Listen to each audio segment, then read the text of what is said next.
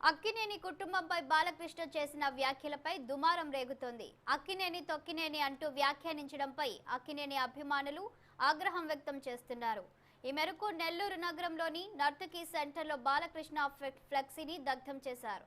1984 నుంచే అక్కినేని కుటుంబంపై ఎన్టీఆర్ ఫ్యామిలీ అక్కసు వెళ్లగక్కుతూనే ఉన్నారని మండిపడ్డారు. బాలకృష్ణ నోటిదూల తగ్గించుకొని బహిరంగ క్షమాపణ చెప్పాలని డిమాండ్ చేశారు అభిమానులు. అందరికీ నమస్కారం.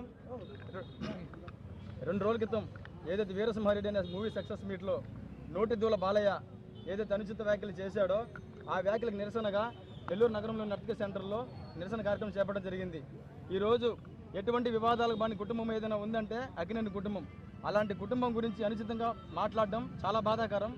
అంతకన్నా బాధాకరమైన విషయం ఏంటంటే సినీ ఇండస్ట్రీలో ఉన్న పెద్దలు ఏ ఒక్కరు కూడా ఆ కుటుంబానికి సానుకూలంగా గాను ఆ కుటుంబానికి సపోర్ట్ గాను ఒక మెసేజ్ కానీ ఒక ట్వీట్ ఇవ్వకపోవడం చాలా బాధాకరం.